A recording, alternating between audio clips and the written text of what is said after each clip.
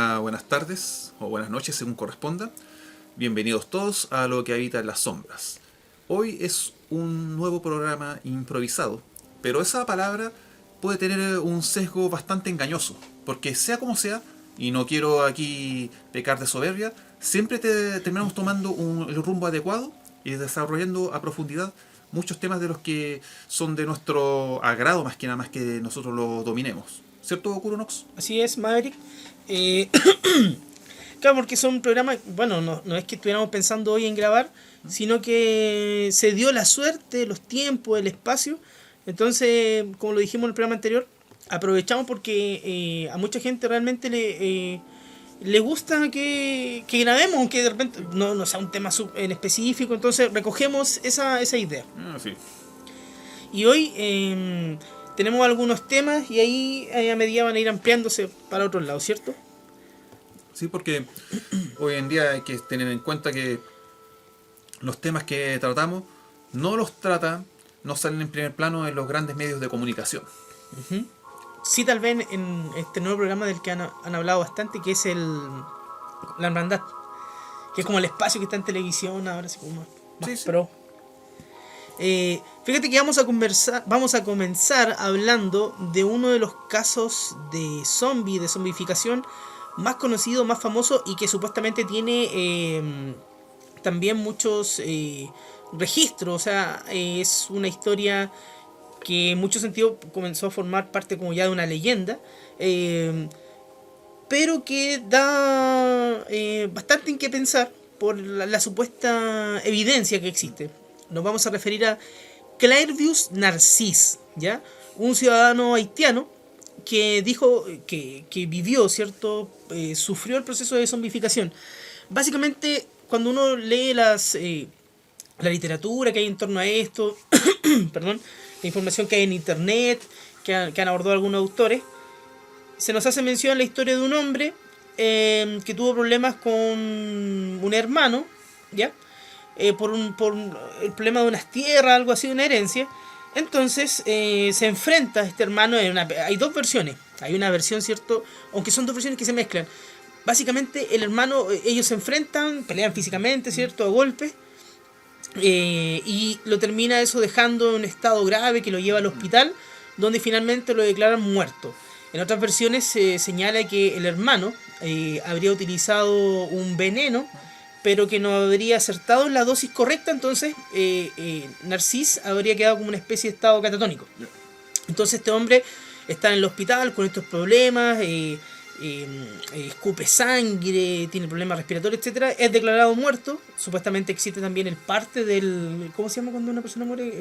Parte o certificado de defunción, claro, un certificado de defunción, y se le entierra en el cementerio del pueblo. También hay que tener en cuenta que el contexto es Haití, un mundo completamente diferente, con muchos, o sea, la tecnología que tendrían en 1922 en Haití tiene que haber sido bastante antigua, ¿cierto? Me refiero a nivel médico. O sea, es como tratar de dar el beneficio de la duda de que tal vez los médicos no contaban con toda el equipamiento para detectar un estado catatónico, qué sé yo. Entonces, el tipo es enterrado en un cementerio local y posteriormente va un bokor, es decir, una especie de brujo con conocimientos sobre vudú, y él desentierra el cuerpo de Narcís y lo revive en cierto sentido, ¿ya? Por eso en Haití también se dice que muchos familiares, cuando se les muere un pariente, según, si no me equivoco, deciden enterrarlos boca abajo o de alguna manera especial para evitar que lleguen brujos después y lo revivan, entre comillas, para convertirlos en zombies. Claro, el bokor es esta especie de sacerdote, ¿cierto? De brujo que tiene conocimiento y que puede revivir o manipular la mente de una persona. Entonces este bokor va al cementerio, lo revive con ciertas artes y rituales, y le da también a ingerir ciertas drogas.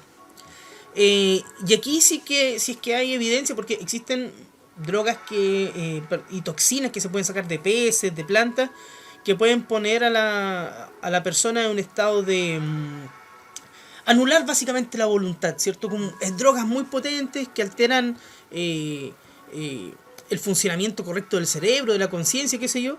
Entonces el tipo queda como un estado, ¿cómo podríamos decirlo? Eh, Entre como de vegetal. Pero no tanto vegetal, hasta en un nivel más bien básico, porque vegetal acá en la medicina se ve a una persona que tiene que estar postrada en cama, sin conciencia.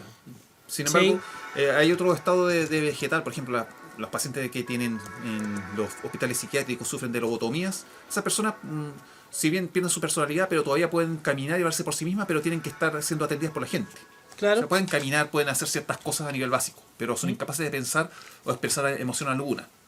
Esto pasaría lo mismo con el caso de Clairvius Narcisse, Sí. que creo en un estado al parecer vegetal. O sea, más que vegetal, en un estado como en un estado donde, Conciencia alterada puede ser. claro, donde su mente no funciona bien, entonces queda a un nivel muy primitivo, donde básicamente te dan instrucciones. Es como cuando ciertos pacientes en instituto psiquiátrico le dan cierta droga y quedan así como muy idos, ¿cierto? Y le dice venga para acá y tú la cosa que le ponga la mano en la espalda y lo empujes y lo vas dirigiendo, ¿te fijas? Exacto, el paciente hará lo que sea que otra persona con más conciencia le diga o le ordene. Sí.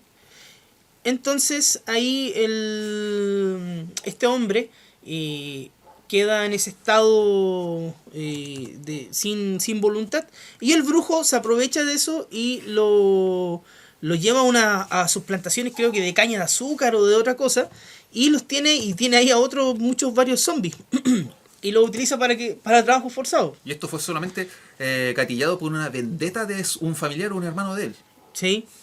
Mira eso. ¿Y cuántos años estuvo trabajando, o sea, esclavizado bajo la forma de un zombie por este docoro, por este monje? ¿Cuántos fueron? Mira, los registros hay algunas diferencias, pero algunos hablan entre 2 a 6 años. ¿Cachai? Hay harta diferencia, pero el tema es que estuvo más de 2 años trabajando hasta que este brujo es asesinado por problemas, me imagino, con otra gente.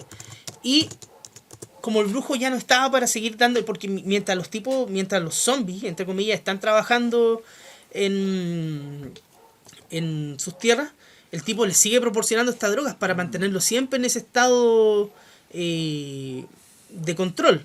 Entonces, como muere el brujo, se termina de darle esta droga, así que Claudio Narcís es encontrado vagando en la calle, desnudo, y ahí él empieza a recobrar, entre comillas, su conciencia y dice, yo soy este tipo, mi hermano tuvo un problema con él y estuve trabajando en estos campos, ¿cierto?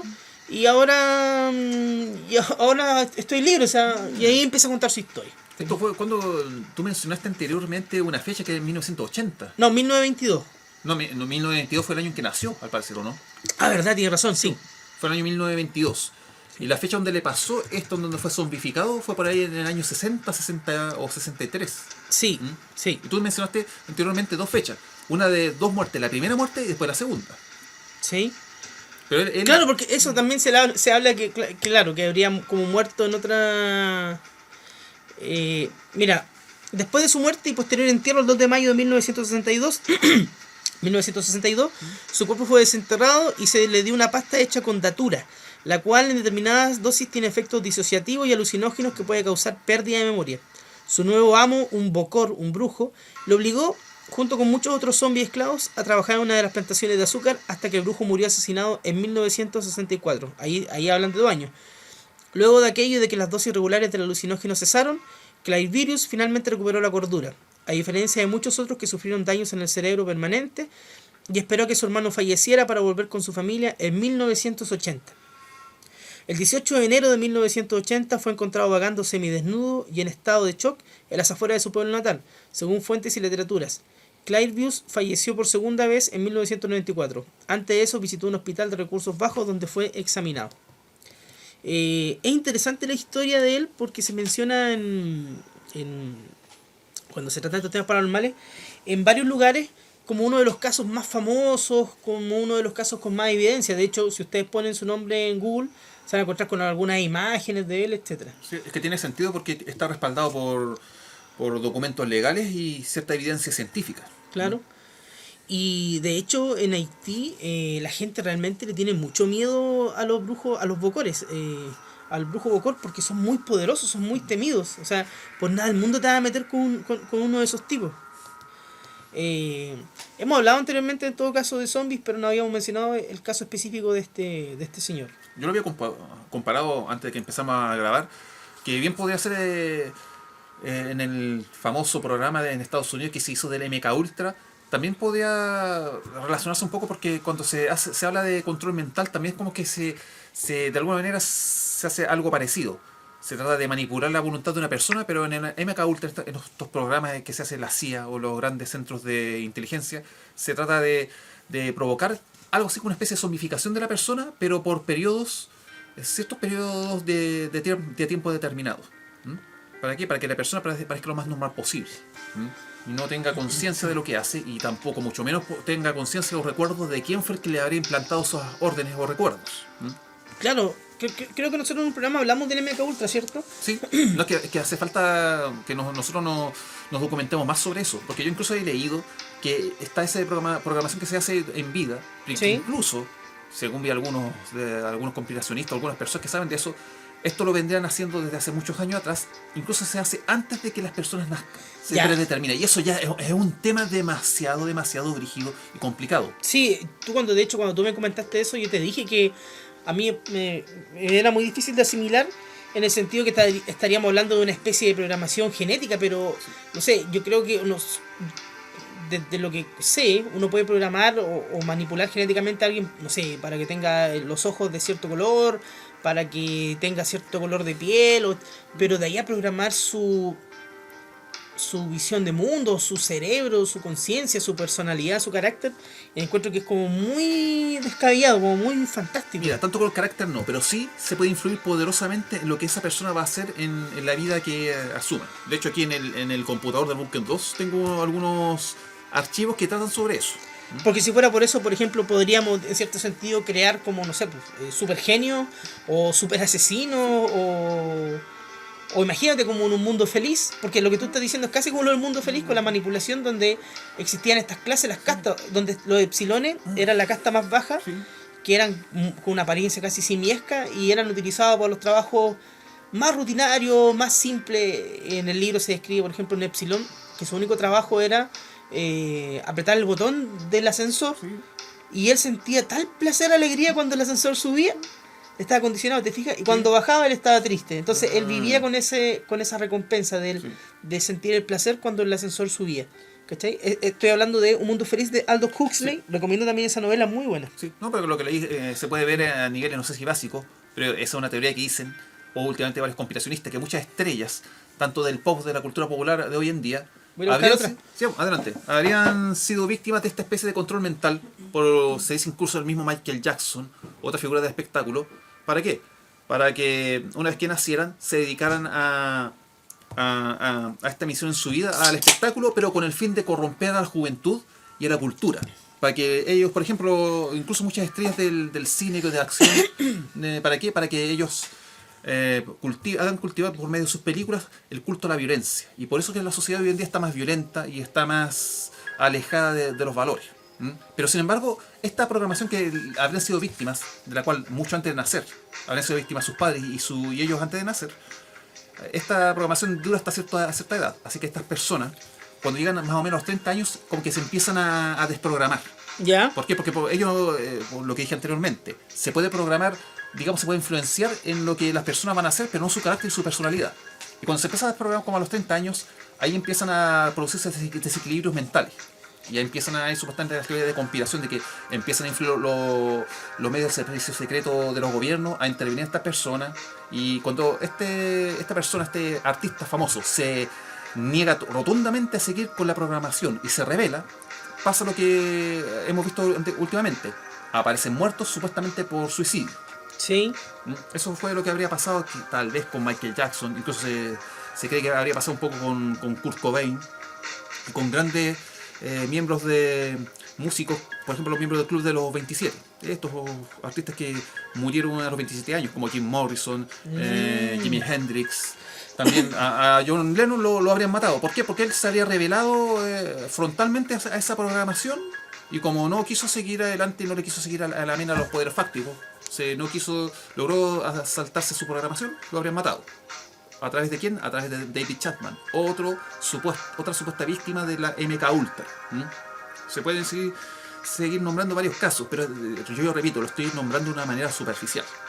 No estoy diciendo que sea así y nos falta documentarlo, para que con Curonox más adelante demos un programa especial sobre eso.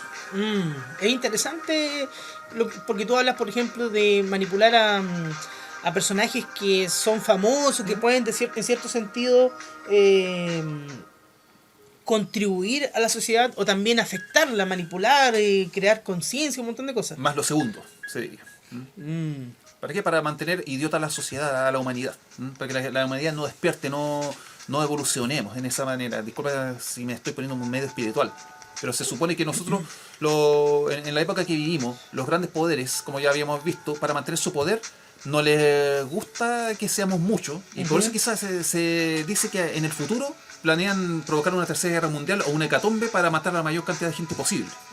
O quizás lo quieran hacer con hambre y enfermedades, pero al mismo tiempo por mientras nos tienen que manipular. Y como no manipulan, poniendo a referentes culturales, entre comillas, que nos mantengan tontos, que nos mantengan ocupados nosotros a la gran masa, preocupados de comprar, estar a la moda, pagar nuestras cuentas, y que no pensemos qué es lo que está bien y lo que está mal.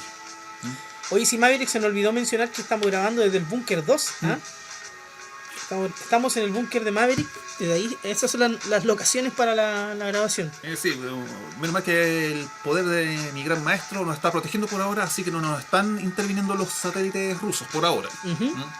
Después vamos a leer algunos comentarios de los bunkerianos. He tratado de ser amigo del gris que está ahí, pero no creo que me crea mucho. Los grises no. Es que tiene mucho poder como mental, pues eso es lo único que tengo miedo, pero quiero ganarme su confianza. Mala compañía con los grises.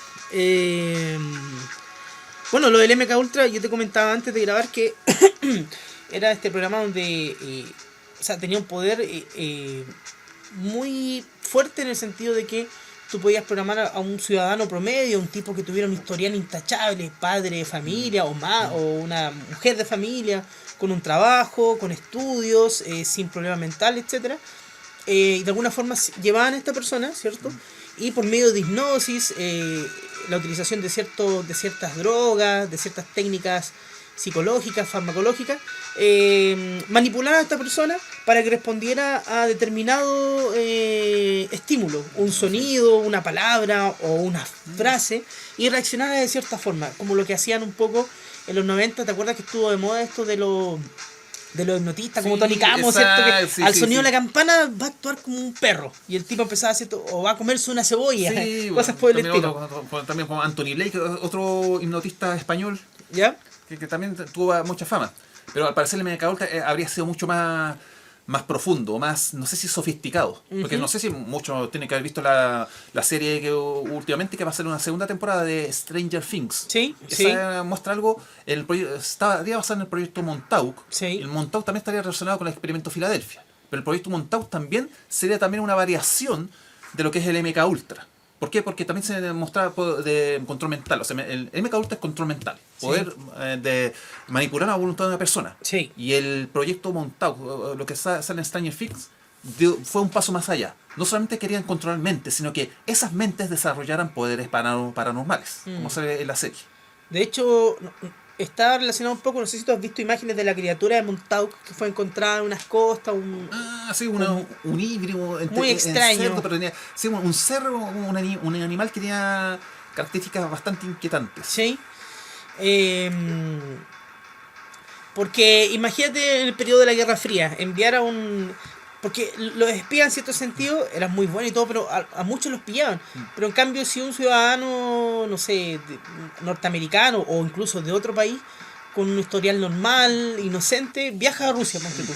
Y justo va a una conferencia algún militar o alguien importante, y ya, cierto, fue manipulado con el MK Ultra. Entonces era mucho más fácil acercarse a esta persona, y daba lo mismo, porque la gente del proyecto MK Ultra eran desechables. ¿A quién le importa Juanito Pérez si mientras haga lo que tenga que hacer? No era valioso como un agente. Exacto, no era valioso como un agente. Ese es el tema, porque un agente necesitaba mucho entrenamiento, recursos.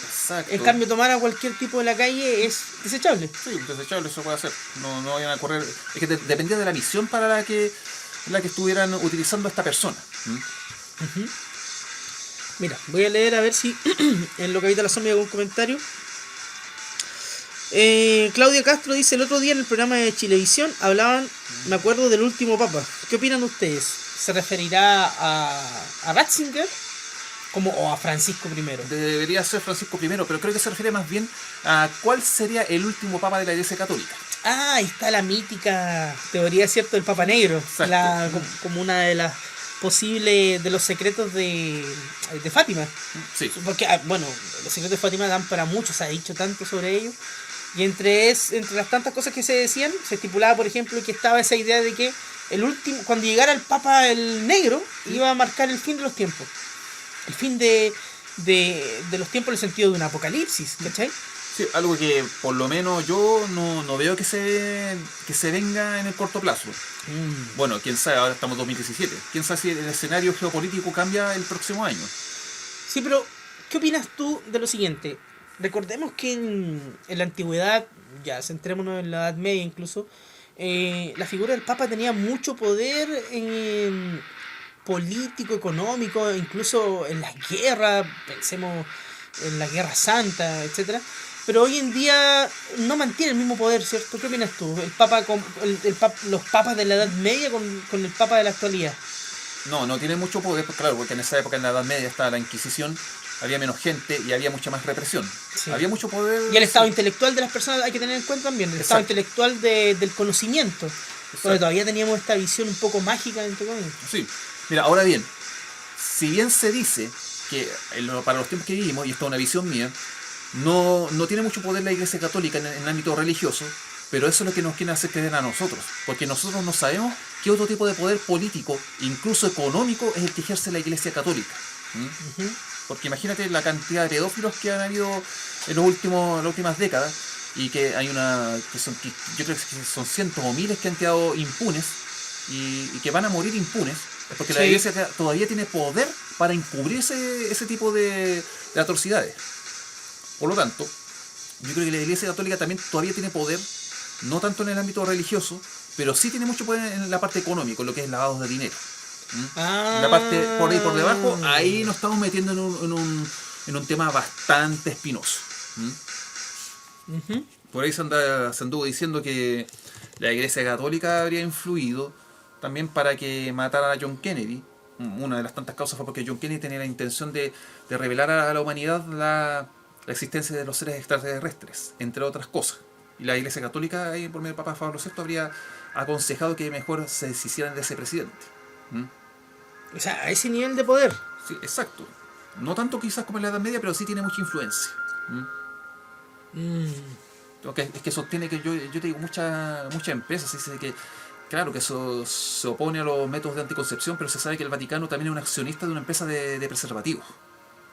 También incluso tiene una accionista de varias empresas, el Banco Vaticano, que se supone que es usura el banco, y la Iglesia Católica, que no debería tener una empresa para una institución de ese tipo, pero sin embargo la tiene.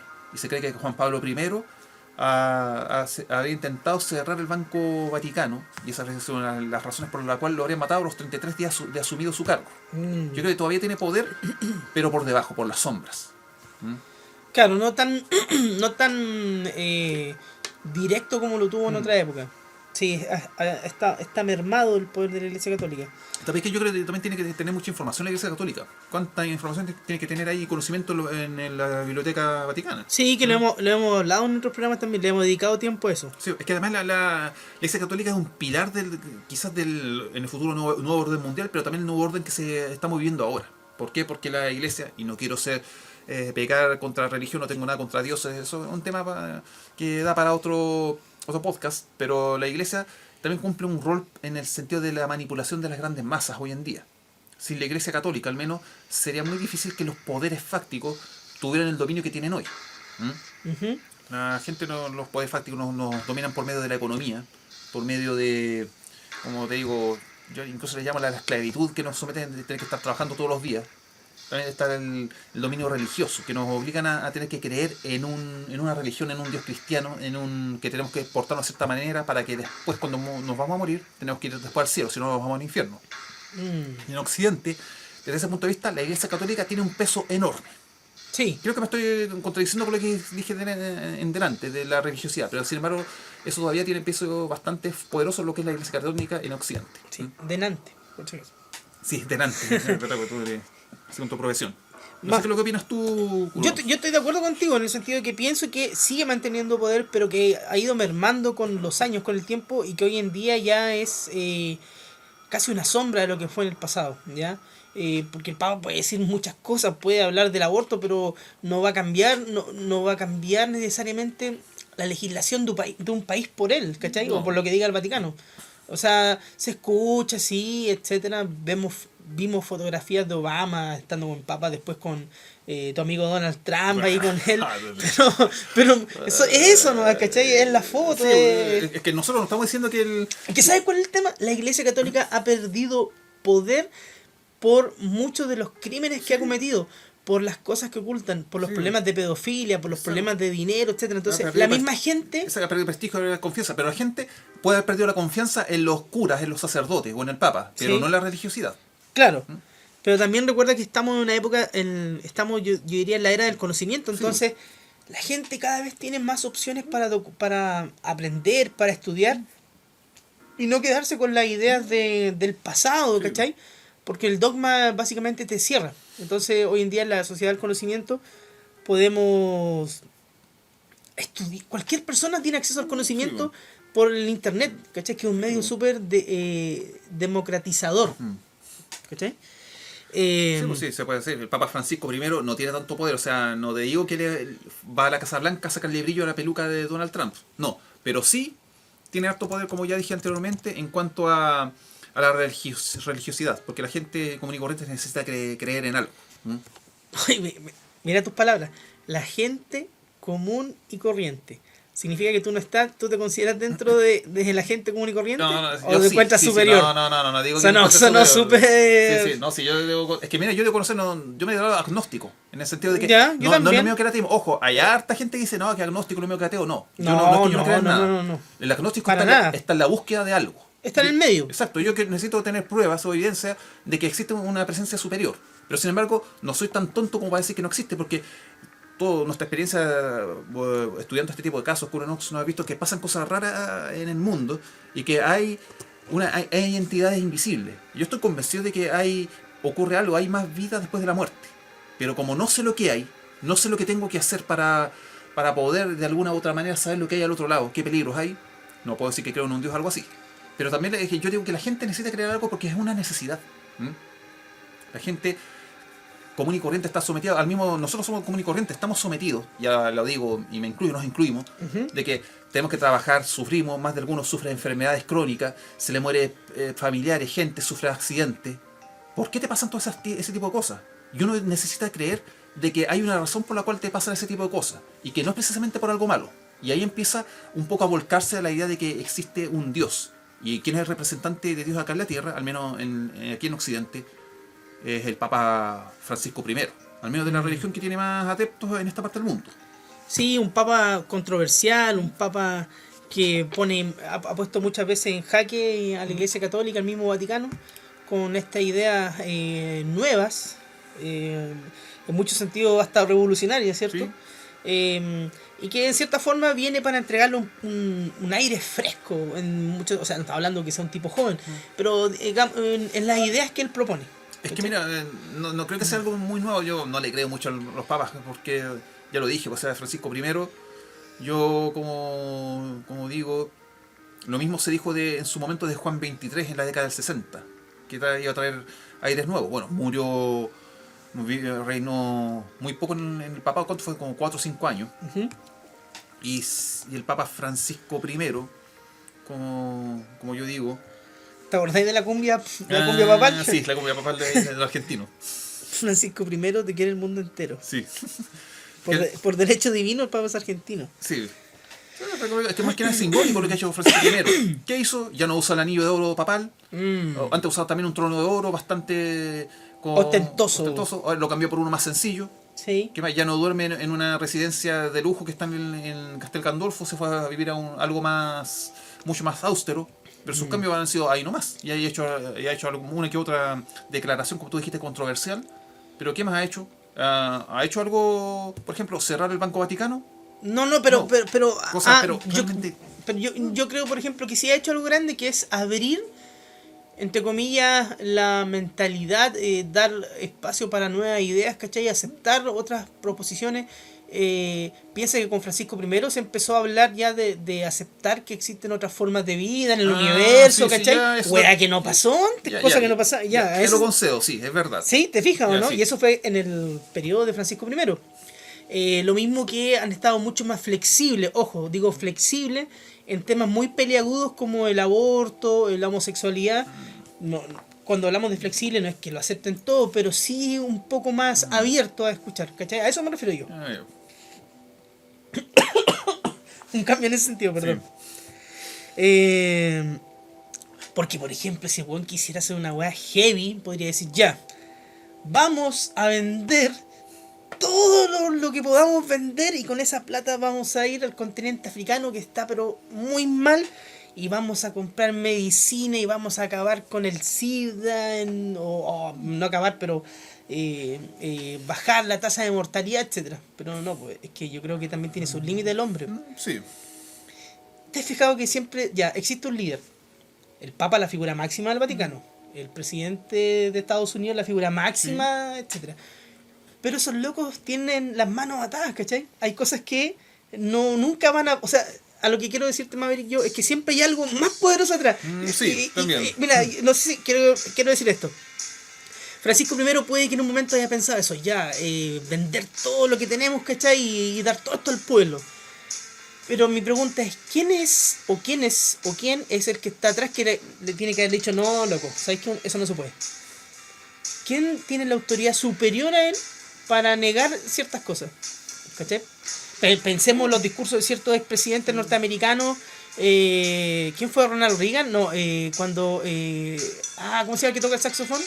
Bill Clinton. Cuando Clinton dijo que... Clinton fue el que dijo que Sí. quería hablar sobre los extraterrestres, ¿cachai? Fue, sí. Cuando una niña le envió una carta, que Sí, me acuerdo, ya, al principio de los años 90. ya, Eso. imagínate, Clinton tenía la disposición, la buena onda, pero tiene que haber algo más por eso. Dijo, oye, ¿sabéis que no, de eso no, loco, no se puede. Ya, sí. ¿Cachai? No, Entonces, sí tienes razón. Es que lo que pasa es que, mira, nosotros estamos haciendo de la manera superficial porque nos estamos refiriendo a los que supuestamente son las más grandes autoridades del mundo, los que manejan el poder. Y ahí con esto nos estamos dando cuenta, estamos asumiendo que ellos no manejan el mundo, no manejan el poder. Desde el momento que ellos tienen trabas para poder, por ejemplo, decir la verdad sobre la vida alienígena o acabar con la pobreza, no. Hay otros holdings, hay ni siquiera hay otras empresas, hay otros poderes que son los que verdaderamente manejan o deciden los hilos del mundo. Incluso ellos son los que deciden a qué presidentes van a ir a la presidencia y cuáles no. creo que una vez, corrígeme si me equivoco, nosotros hicimos un programa sobre eso. Yo me acuerdo que hablé de los 6. Sí, te lo sé, y de ahí también salió a relucir el Club Bilderberg, que sería la primera cara más visible de este poder en las sombras. Sí. De repente uno, ¿sabes qué?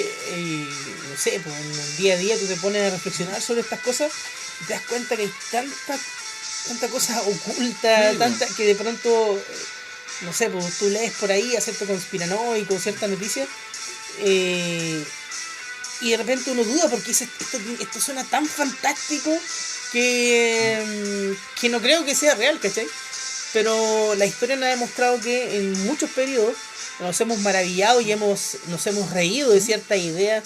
Se rieron cuando se dijo que el sol giraba alrededor de la Tierra, ¿cierto? Sí. O sea, perdón, que la Tierra... No, a ver. Que el sol era el que gira en torno a la Tierra es el centro del universo. Claro, ¿sí? claro. O que la Tierra era redonda, Sí. ¿cachai?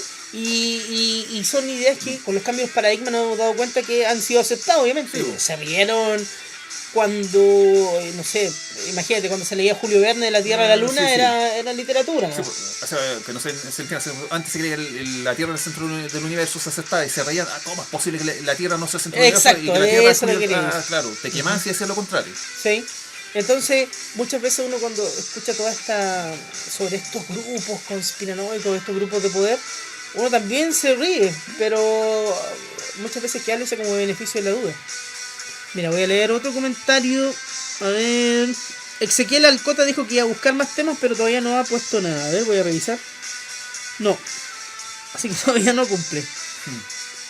Jean Snow dice, hablen sobre los zumbidos extraños que algunas personas escuchan en la noche. Me imagino que se referirá a estos sonidos que se escuchan en distintas partes del mundo. Sí, debe ser las trompetas, algo así. Las trompetas pero ya hicimos un programa sobre eso, ¿cierto? Sí. Orlando Barria dice, hablen de el caso de Stan Romanek. Ya lo hicimos en el programa anterior. Sí. Así que debería escuchar el programa anterior, amigo. Tamara Sid Isla dice, saludos bunkerianos, alegraron mi tarde con esta noticia. ¿Podrían tocar el tema de las bases nazis encontradas en la Antártida y sobre sus tesoros perdidos? Besos y espero el programa. Bueno, saludos para Tamara. Saludos Tamara. Que siempre publica, siempre nos está acompañando. Bueno, ella menciona a uno de nuestros temas favoritos, Sí. me debería decir yo, Sí. ¿cierto? Que son los nazis y toda su parafernalia. Bueno, perdón. Hemos hablado nosotros de... ¿Te acuerdas que nosotros hablamos sobre las bases que se han encontrado en la Antártica? Sí. ¿Viste tú las noticias, no? Mira, supe que en el Ártico se habían encontrado los restos de una base abandonada y que supuestamente que en la Antártica se habían encontrado algunas bases, pero que tendrían un trasfondo mucho más brígido. Pero, ahí no entiendo. Aquí viene tu risa. Ahí. No, perdona, que me desconcentré, lo siento. Es que por interno me estaban comentando otras cosas. ¿Es la réplica de la peluca de Donald Trump que te quería comprar? ¿O no? Por ahí. Recuerdo que hace unos 4 programas atrás hablamos sobre una noticia. Yo recuerdo que la vi en Pulimetro, en Bio Bio y creo que en LUM también, que era sobre los vestigios que habían encontrado de una especie de laboratorio de estudio climático en la Antártica de los nazis. Y tú cachás que los nazis eran como muy, no sé cómo decirlo, puta, los weones hacían un avión y esvástica, weón, y o sea, sí. era muy notorio, Sí, ¿cachai? bueno, Entonces ahí se veían los vestigios y se notaban que eran nazis. Sí. Aparte que encontraron ciertos documentos deteriorados, entre otras cosas. Y, o sea, tenemos las noticias como esta, que podemos ver las imágenes donde vemos los objetos que se encontraron. Y también tenemos las otras noticias que son más como sin tanta documentación, que nos dicen que existían, por ejemplo, bases de submarinos en la Antártica, bases militares de distintos tipos, etcétera. Me acuerdo, tú el otro día me hiciste un comentario sobre la campana que tenían los nazis. Sí, pues la Die Glock. Sí. O sea, supuestamente habrían encontrado una en la Antártica. Imagínate, pues, weón. Haciendo, quizás los tipos la probaron, no sé, pues, en Múnich y de ahí salieron y llegaron a la Antártica. O sea, podría ser, ¿por qué no? Pero ya hemos hablado antes de ese tema. No sé si hay algo que quieras tú agregar. No, es que lo que pasa es que todo muy confuso porque hasta el año pasado, antepasado, llamó la atención que fueron algunas, incluso autoridades religiosas que se viajaron express a la Antártica. Incluso fue un patriarca de la Iglesia Ortodoxa rusa, que incluso pasó por, si no me equivoco, por Punta Arenas y de fueron a la Antártica. Después creo que no fue Putin, pero fue el primer ministro de Rusia, ¿ya? ¿Ya? Fue incluso un ministro representante del gobierno estadounidense, creo que un poco antes de que asumiera Donald Trump. Y después de que esa autoridad, este ministro estadounidense, fue a la Antártica, después salió, hubo un terremoto en Nueva Zelanda, o grado 7 y algo, no fue tan grande, bueno, para nosotros no tanto, pero dicen que supuestamente este primer ministro estadounidense se habría contactado con esta inteligencia, estos alienígenas, que tendrían bases en la Antártica, que habrían sido encontrados cuando se deshielaron. Creo que los encontraron los rusos y después los rusos llamaron a los estadounidenses, los chinos, porque fue una especie de acontecimiento mundial, Sí. pero que lo encubrieron. Y entonces los estadounidenses fue a tratar de dialogar con ellos para ver, porque creo que se estarían preparando para algo. Pero estas presencias alienígenas o extraterrestres habrían rechazado la presencia tanto de rusos, sobre todo de los gringos, que tenían que irse. No hubo una especie como de tensión. Y a raíz de eso, el primer ministro, representante de los Estados Unidos, tuvo que ir, hizo escala en Nueva Zelanda. Y ¿Ya? el terremoto con Nueva Zelanda fue una especie como de advertencia de estas presencias para Estados Unidos y para cualquier otra potencia que quisiera invadir la Antártica con malas intenciones para querer apoderarse de esa tecnología que estaría en la Antártica. Pero tecnología, ¿de quién se hablaba? Tal vez de tecnología alienígena o milenaria.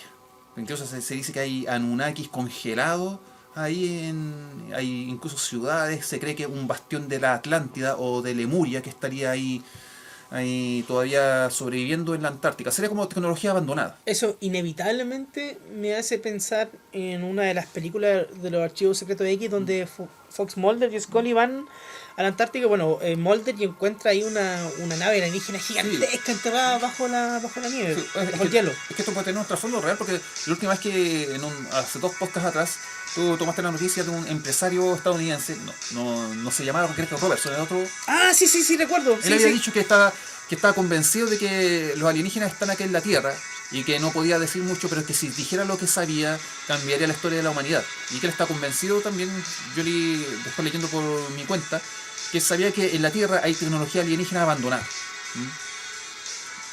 Y eso oye, está relacionado. eso me recuerda como a la de Robotech. Ah, sí, De sí. tecnología, y vamos a construir Valkyrie. Sí, un SDF-1 después. Oh, la raja, weón. Madre, ¿te parece si hacemos una Sí, pausa? sí, un pequeño alto. Ujú. Vamos a hacer un alto. Y ya.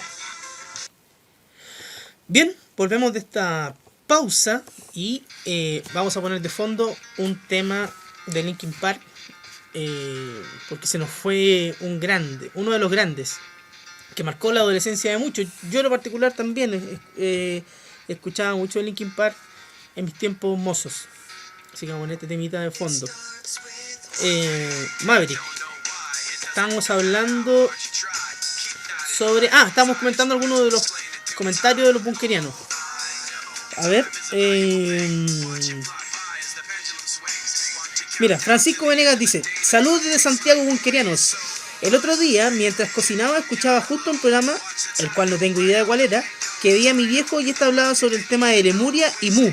¿Podrían comentar lo que sepan de ese tema o algún comentario superficial de las leyendas que rodean los espejos? Sigan así con sus programas, da lo mismo si son improvisados, ya que siempre es un agrado escuchar sus podcasts. Ahí hay un bunkeriano de verdad. Mira la fibra óptica, mira tu fibra óptica, mira. No le echaré la culpa a la fibra óptica, sino que más que nada al computador, que no le puedes pedir más, pues es la era soviética. Sí. Maverick, yo sé que tienes muchos conocimientos con respecto a Lemuria, que ahí en la biblioteca del Búnker 2 tienes también documentos relacionados con eso. ¿Qué nos podrías comentar tú sobre Lemuria? Mira, no tanto como me gustaría, pero Lemuria sería algo así como un pariente de la Atlántida. Un continente perdido que estaría sumergido en alguna parte del Océano Índico. Y tendría también un trasfondo real porque ahora último, sobre todo en los últimos 10 años, se sabe que en las costas de la actual India habría ciudades sumergidas, y eso estaría comprobado. Ahora, no sé, los científicos no han dicho que pudiera corresponder a Lemuria. Pero sí, Lemuria habría sido un continente que habría estado miles de años, quizás, tal vez contemporáneo a la Atlántida. Sí. Habrían tenido desarrollado una tecnología bastante poderosa y avanzada para su época. Y también hubo un momento en la historia con un cataclismo y se habría hundido ahí en medio del Océano Índico. Claro, es como una Atlántica 2. Sí, incluso hay algunas teorías que dicen Atlántida, perdón. que el cataclismo que lo provocó habría sido tan poderoso, tan catastrófico, que a raíz de eso habría quedado como secuela en el planeta Tierra el famoso cinturón de fuego en el Pacífico, habría influido. Habría sido un terremoto grado quizás más arriba de grado 20. Para provocar cambio en las placas tectónicas, en la geografía, hundir estamos hablando de un continente, ¿cierto? Sí, exacto. O sea, no es la ciudad, porque Atlántida es una ciudad perdida. Sí, pero Lemuria hablamos del continente. Aunque muchos dicen que la Atlántida también es un continente, pero un poco más pequeño. Es simplemente que de la Atlántida se tuvieron noticias antes, que quizá un poco de Mu. ¿Por qué? Porque la Atlántida la nombró un filósofo griego que es Platón. Sí. Por eso se hizo más famosa. Pero Lemuria parece que habría sido más antiguo todavía. Y tal vez incluso habrían sido más o menos contemporáneos estos dos continentes. Creo que Lemuria se habría desaparecido antes. Pero hay una diferencia, Maverick, corrígeme tú si me equivoco, que es que cuando nosotros hablamos de Lemuria, hablamos de un continente que se perdió, mientras que la Atlántida, de alguna forma, estas personas se adaptaron, evolucionaron y siguieron viviendo bajo el mar, ¿o no? Mira, de que siguieron viviendo bajo el mar, no hay noticia. Lo que sí se sabe, alguna teoría, es que habría habido algunos sobrevivientes de Atlántida y estos se habrían dispersado por diferentes lugares. Algunos se habrían ido para lo que es hoy actualmente México o Centroamérica. Incluso habrían tenido cierta influencia en algunas construcciones que pueden ver hoy en día en Bolivia. Y algunas de esos sobrevivientes habrían huido a lo que es actualmente Egipto. O sea, en cierto sentido podríamos decir que tendríamos nosotros descendientes de Atlantes que estarían que se habrían mezclado, ¿cierto?, las razas, la sangre. Exacto, más o menos lo que se tiene. ¿Por qué? Porque gran parte de algunos dialectos, algunos tipos rasgos de la cultura egipcia coinciden, algunos con la cultura maya en Centroamérica, ¿verdad? E incluso algunas otras partes del mundo. Sí. Esa sería la teoría. Ahora bien, de que si siguiera viendo actividad en el fondo del mar donde está el Triángulo de las Bermudas, en la Atlántida, eso no se sabe, pero se crea ahora último algunas informaciones de que habrían encontrado algunas pirámides en el fondo ahí de lo que es el Triángulo de las Bermudas, cerca de donde está la parte donde se supone debería haber estado la Atlántida. Incluso pirámides de cristal, construcciones, pero esto los medios de comunicación no lo masifican. Se sabe, sí, hay algo ahí. Sí. Hay alguna especie como de actividad, no se sabe realmente.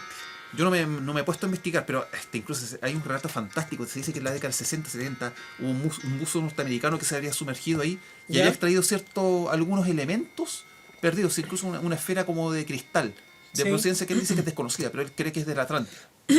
Incluso habría tenido algún tipo de propiedades. De hecho, es común encontrar en internet imágenes de objetos o de estatuas sumergidas a una profundidad que se sospecha que podría haber correspondido a un lugar que en un momento tuvo la superficie, y que estas estatuas no fueron construidas en el lecho marino, sino que en algún momento habrían estado como una isla, ¿cierto?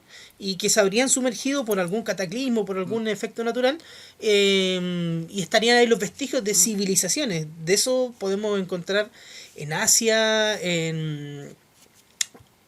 creo que principalmente en Asia, donde hay vestigios de estas como ruinas submarinas. Voy a poner un tema de 21 Pilots porque simplemente me gustan. En las costas de Japón también se dice eso. Sí. Hay unas ruinas de una estructura, no tan grande, pero sí como una especie de templo. Sí. Incluso se sabe muy bien, que yo lo he dicho antes, que en la isla de Nammatol, en la Polinesia, en Indonesia, cerca por el norte de Nueva Zelanda, donde es este famoso investigador hispano-alemán llamado András Faber-Kaiser hizo un viaje a la isla de Nammatol, la isla de Pompey, en donde se cree, él dice que ahí están los restos de una civilización. ¿Ya? Y él fue y dice, bueno, el relato que él hace es apasionante. Pero se dice que eso habría sido descubierto por unos buzos japoneses por allá por la década del 30-40, que se habían sumergido y habían encontrado una especie como de ataúdes de platino. ¿Qué es lo que tenía esos ataúdes? No se sabe, pero es imposible que hubieran tenido un origen natural. Sí. Y se cree que habrían hecho un par de exploraciones, y la última que habían hecho habría terminado en tragedia y habían muerto. Pero de que descubrieron algo.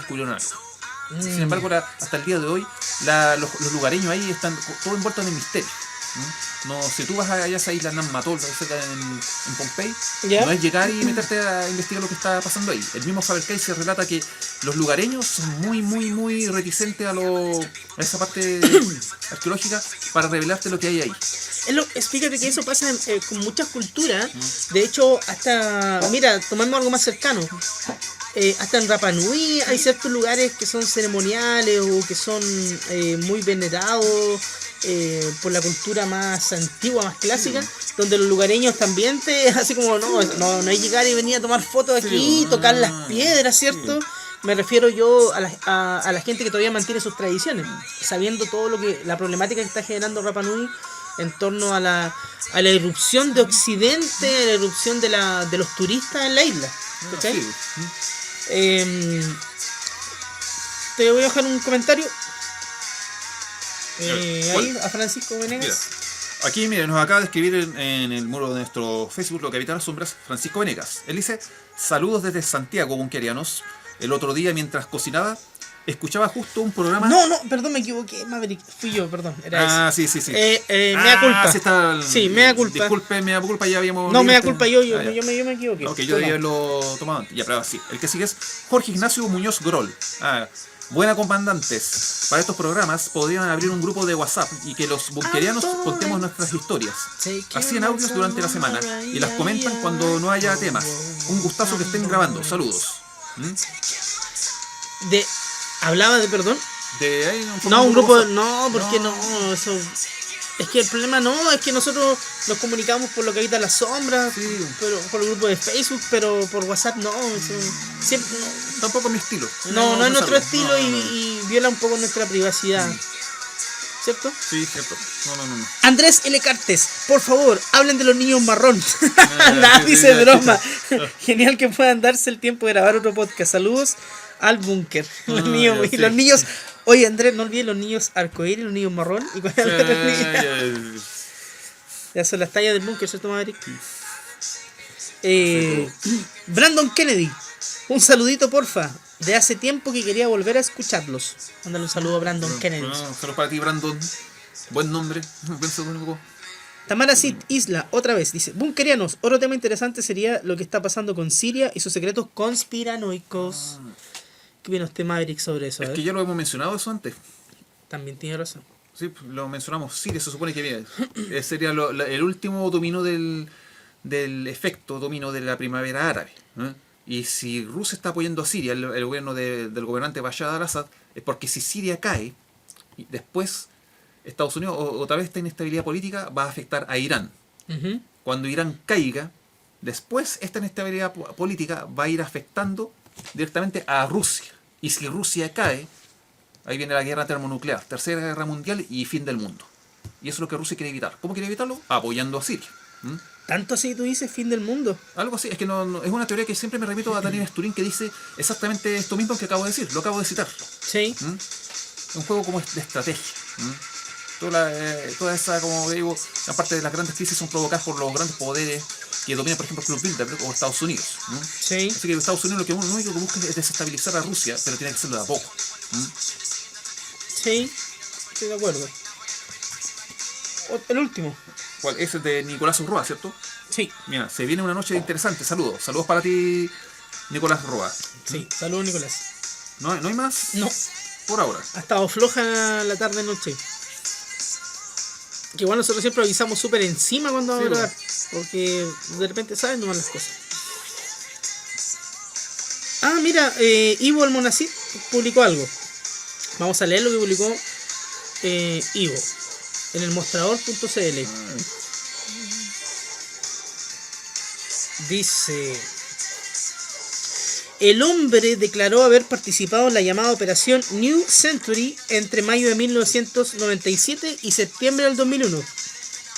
El ex agente de la CIA Central de Inteligencia de la CIA, Malcolm Howard, confesó haber estado involucrado en la demolición controlada de la Torre 7 del World Trade Center, el tercer edificio que fue destruido el 11 de septiembre del 2001. Según consigna la página web Global Research, Howard, que trabajó para la CIA durante 36 años como operario, fue fichado por altos agentes de la CIA para trabajar en el proyecto debido a su experiencia en ingeniería y su temprana carrera en el negocio de la demolición. El hombre que hizo su confesión desde el lecho de muerte declaró que participó en la llamada Operación New Century entre mayo de 1997 y septiembre de 2001. Ya lo dije.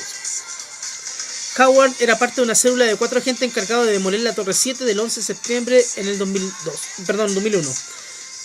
Sobre las razones de por qué aceptó ser parte de la mencionada operación, explicó que cuando eres un patriota no cuestionas las motivaciones de la CIA o la Casa Blanca.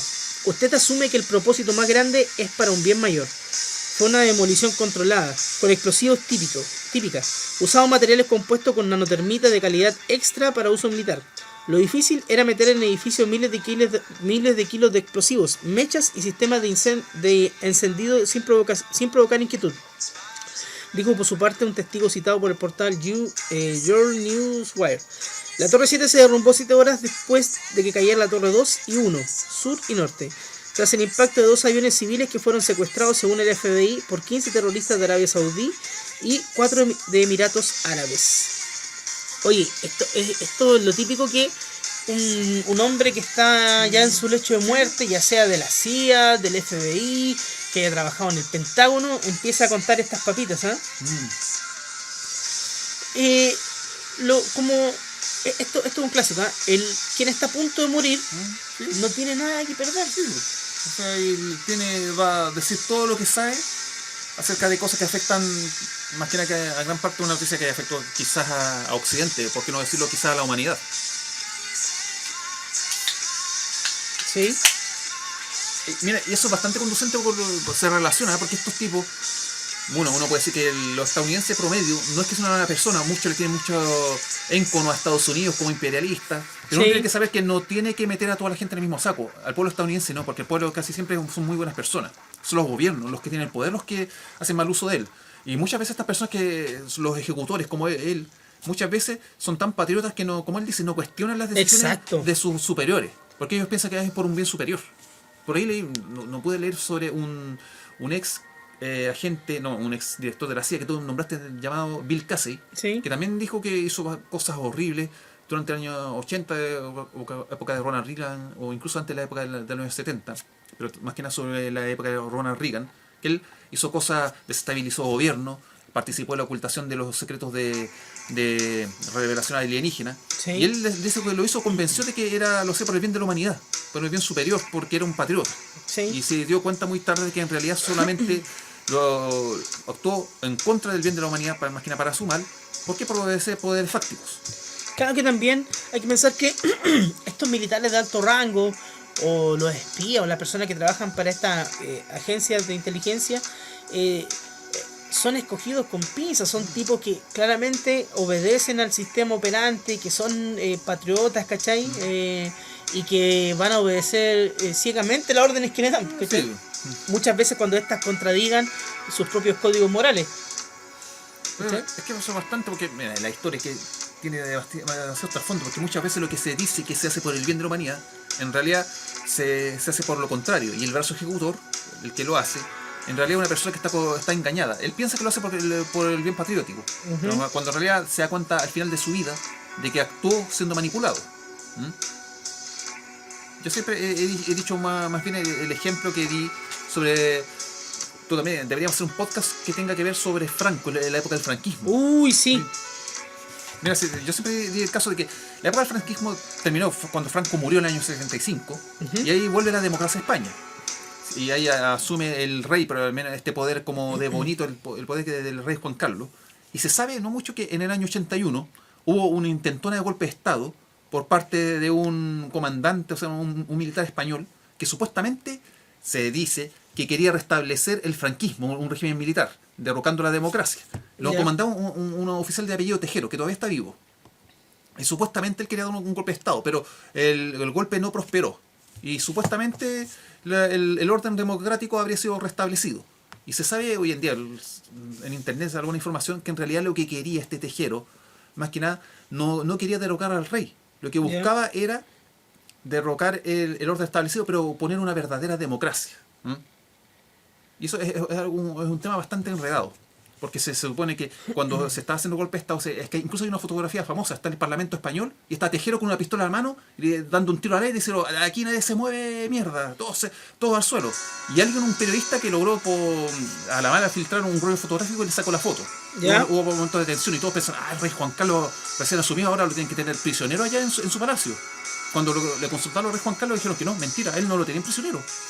No estaba, o sea, nunca ingresaron militares a él para derrocarlo primero a él como su autoridad. O sea, como autoridad, creo que habría invadido al primer ministro de España de la época, pero no al rey Juan Carlos. Y eso es bastante raro.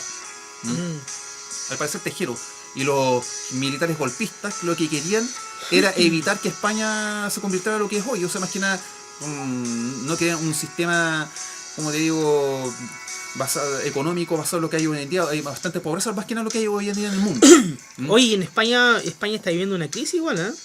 Quizás por eso que muchos dicen que a lo mejor si hubiera prosperado ese intento de golpe de Estado, España no estaría viviendo las crisis que está viviendo ahora. Es un tema bastante, como digo, enredado, y debo confesar que no he leído mucho, pero que sí he leído algunas páginas que no son tan conspiracionistas, pero que se refieren a esto, que el golpe de Estado del año 81, la intentona, no fue algo tan así como los medios de la época lo quisieron hacer creer. Que al final todo, bueno, el golpe finalmente fue combatido y los militares fueron apresados, y que incluso el rey Juan Carlos de España salió con una autoridad reforzada ahí, y las cosas siguieron tal cual. Sí. Pero lo cierto es que de ahí en adelante la historia se vuelve un tanto confusa. Y aquí voy a cambiar un poco de tema. Ahí viene otro tema, el que también vuelvo a citar a Faber-Kaiser, que publicó un libro llamado Pacto Secreto. El supuesto envenenamiento que hubo en el año 82-81 sobre el misterio del aceite de colza, porque hubo una intoxicación masiva de miles de personas que el gobierno le echó la culpa al aceite de colza, ese aceite que se hace en los cultivos. Y Kaiser, en ese libro que publicó en el año 88, dice que no fue el aceite de colza. Fue una especie no fue un veneno, pero un pesticida que se administraba a los tomates, Y eso fue lo que habría provocado. Pero este pesticida no era un pesticida, era un arma química que el gobierno de los Estados Unidos estaba probando en España con el beneplácito del gobierno español de la época. Fue una experimentación. Ya.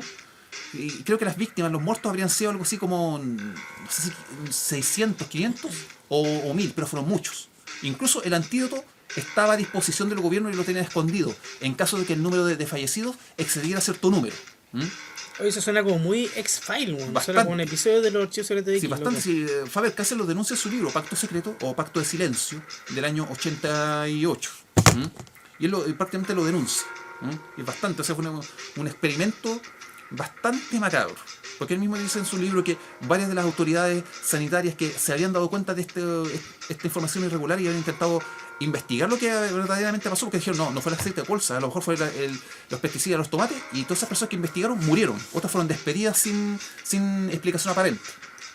Y se dice que el mismo Faber-Castell habría sido matado ¿Ya? a raíz de la publicación de este libro, porque en el año 88 publicó este libro y después a él se le diagnosticó SIDA. Y Faber-Castell dijo, es mentira, yo no soy un homosexual ni nada, no tengo nada contra los homosexuales, pero el SIDA es imposible que yo lo haya contraído de No, pero alguna ahí, manera. ¿por qué dijo eso? ¿Qué cosa? Es que eso es como un súper prejuicio decir que solamente el SIDA lo contrae los homosexuales. Eso lo dije yo, o sea, lo puse en mi cosecha. Ya. No dijo eso que Ah, era homosexual. ya. Lo que pasa es que Faber-Castell dijo que era imposible que él haya adquirido el virus del SIDA de manera natural, sino que se lo habrían inoculado artificialmente. Sí, ¿Eh?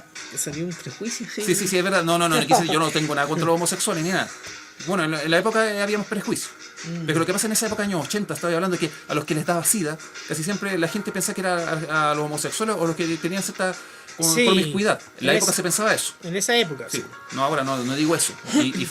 Perdón, pero lo que sí que Faber-Castell no dijo eso. Lo que sí dijo Faber-Castell es que él se le diagnostica SIDA y él queda totalmente pero sorprendido porque él dice, imposible, yo tengo o sea, tiene su pareja, pero imposible que yo haya encontrado el SIDA de manera natural. Me lo inocularon artificialmente. Faber-Castell falleció de SIDA en el año 94 y siempre afirmando esto, que era imposible que le haya adquirido el SIDA de manera natural. Y hoy en día muchos conspiranoicos, muchas personas que aplican el tema, ¿Sí? piensan que a Faber-Castell le habrían inoculado el SIDA artificialmente en represalia por haber denunciado los hechos en su libro Pacto de Silencio. De Oye, este pero, envenenamiento.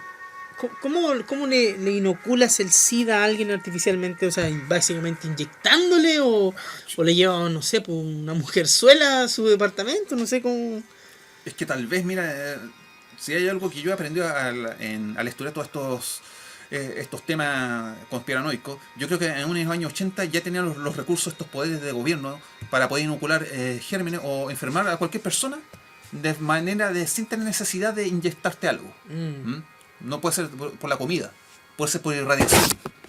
Te puede inocular un cáncer. Ya, pero el SIDA no, pues, el SIDA tiene que ser. Es que quién sabe, a lo mejor se hizo un tratamiento médico y... Ya, por ahí te creo que es una conspiración. Ya el tipo fue a pincharse al médico por un resfrío y la jeringa venía, no sé, pues ahí te creo. Exacto, pero él dice que ponte en el lugar de Faber-Castell. Imagínate tú sabes que tienen, no sé, pues, tienen una pareja, y es una sola pareja exclusiva, no la engañas con nadie, Sí. y de repente tu pareja está libre, está totalmente sana, y de un día para otro te empiezas a sentir mal, vas al médico y tienes SIDA. Y caes en la contrariedad. ¿Cómo adquiriste SIDA si Sí. no engañaste a tu pareja con ninguna otra pareja? Tampoco, no te digo es homosexual ni nada, pero no te acostaste con ningún otro hombre o otra mujer. Sí. ¿Sabes qué? Ahí me acuerdo del caso de este espía ruso, ¿te acuerdas? Litvinenko, Sí, que le pusieron algo Sí, radioactivo. en la comida algo así, y después estuvo en el hospital y su cuerpo se desintegró prácticamente. Sí. Y él culpó a Vladimir Putin de su muerte, o sea, lo que iba a pasar. Sí, pues y nadie piensa en Putin cuando recuerda la historia de ese tipo. Y ahí están las fotos cuando estaba en el hospital, Sí. calvo, con tratamiento para el cáncer y para la cagada. Pues. Sí, pues, bueno, ahí te puedes tener un ejemplo, o sea, desde siempre, quizás desde de la Segunda Guerra Mundial, lo que más se desarrolló fueron las tecnologías, pero para el mal, porque si de algo se dice que son capaces los gobiernos, los centros de espionaje como la CIA, Sí. que son capaces de matar de cualquier manera que parezca accidental. Y olvidémonos del típico accidente automovilístico y te cortan los frenos, no, o sea, que te den enfermedades raras. Sí, pues. O bastante. Y son muchos los conspiranoicos o los investigadores, ufólogos o de distintas materias que temen por su vida cuando empiezan a develar ciertos secretos del Estado, de gobierno, de ciertas agencias y que lo dicen abiertamente, oye, ¿sabes qué? Mira, si yo muero en condiciones raras, quiero que sepan que en realidad aquí hay mano negra, ¿cachai? Que hay algo detrás y que básicamente están acabando con mi vida. Es como... han habido, creo que hay como 3 casos documentados en la historia sobre, bueno, hay un caso famoso que está en YouTube de un tipo que llama a la radio, a un programa, y le dice que quiere decir una gran verdad sobre el trato que existe entre el gobierno norteamericano y ciertas razas alienígenas, y que él tiene miedo y que están triangulando la oposición, y es un caso súper famoso. Y es una idea constante esta de esta gente que teme por su vida, ¿cierto? Sí, es que mira, lo que pasa es que hay que ponerse en el contexto de que Faber-Kaiser tiene una trayectoria, era una persona así con cierta renombrancia pública, por lo tanto, si lo mataban de manera directa, ponte tú que lo atropellaban, o un accidente, o le disparaban, iba a quedar demasiado obvio de que la intención de matarlo. Claro. Pero en cambio, si le provocaban una enfermedad rara, como el SIDA o un cáncer, se podía pasar más piola en el sentido de que se enfermó y murió. Sí. Nadie lo mató. Oye, nosotros, bueno, hablamos de la recta provincia, bueno, no sé cómo todavía no nos ha llegado un maleficio, bueno, un flechero. Chuta, oye, menos mal que no ha pasado eso, ¿eh? Sí, fue brígido. Voy a leer un comentario de Bastián Rodríguez Cruces. Muy bueno este formato, cabros. A preparar el combustible para escucharlo. Saludos desde Yumbel. Yumbel, sí. Yo tengo historia en el cementerio de Yumbel. Bastante míticas, mágicas. Maverick, fíjate que nosotros llevamos, te voy a decir inmediatamente, 1 hora y 6 minutos. Comenzamos a darle cierre a este programa de improvisación número 2. Sí, porque ya abordamos todos los temas que teníamos en la pauta de improvisación. Palabras para el cierre. Sí, bueno, saludos, palabras. Saludos para todos nuestros queridos bunkerianos. Perdón. Todos, por favor, sigan posteando, sigan dándonos información. Si pueden mandarnos combustible, siempre van a ser bienvenidos. Por ahí nosotros vamos a agradecerles con otro concurso. Sí. Vamos a darle también saludos a todos los bunkerianos, ya lo hicimos. Y por favor sigan adelante investigando por su propia cuenta. Y tengan cuidado con ciertas cosas que puedan decir o meterse en ciertos problemas, ¿no? Me refiero a que cuando ustedes están investigando y se van muy allá, ustedes tienen que saber que hay ciertos poderes que no les gusta que los observen, aunque ustedes sean anónimos. O sea, me refiero a que hay más posibilidad de que si una persona que tenga cierta autoridad y se mete donde no debe, puede que una autoridad mayor la elimine. Eso ya lo hemos planteado en estos programas. Y a nosotros no corremos tanto ese riesgo porque nosotros no tenemos autoridad, o sea, me refiero, no tenemos cargos importantes a nivel público, que por lo tanto nos despertamos muchas sospechas. Pero yo les advierto, o sea, no se metan muy allá en las patas de los caballos. Sí, prudencia. Yo también tomo el comentario de Maverick de que hay que tener cierta prudencia cuando uno investiga, lee ciertas cosas, porque uno siempre tiene que mantener cierto margen de distancia con algunos temas, ¿cierto? Sí. Que nosotros lo hemos dicho muchas veces, por ejemplo, lo de la Ouija, que sí está bien investigarla, ver videos, qué sé yo, pero de ahí a tomar, comprar, llevar, hacer una tabla legal, llevarla a tu casa y empezar a practicar, hay harta diferencia entre la teoría y la práctica, ¿cierto? Nosotros recomendamos más quedarnos con la parte teórica que con la parte práctica. Sí. Incluso yo una vez lo comenté con respecto a la psicofonía, imagínate, en tu casa no hay nada raro, o de pronto ya tal vez allá pasan cosas, pero son más o menos piolas, y tú dices, ya ok, no sé, será el viento, será la madera, y de pronto te pones a grabar psicofonía y te encuentras con algo muy brígido, obviamente que te va a afectar. O sea, en ese caso sería mejor no haber hecho la psicofonía, no haber jugado, no haber probado a grabar psicofonía. Entonces yo recojo lo que dice Maverick y estoy de acuerdo totalmente con él. Bueno, agradecer a todos los bunkerianos que nos escuchan y que escuchan también estos programas que son improvisación y que les gustan y que los apoyan, porque yo la otra semana entro a trabajar y ya va a ser más difícil grabar tanto para Maverick como para mí. Entonces, eso, un gran saludo a toda la comunidad bunkeriana y un saludo especial también para Mina, que me envió unos links de algunas noticias que comenté aquí y de algunos libros también. Un gran saludo para la AMI. Y eso, desde el búnker se despide Kurono. Se despide Maverick, hasta el próximo programa.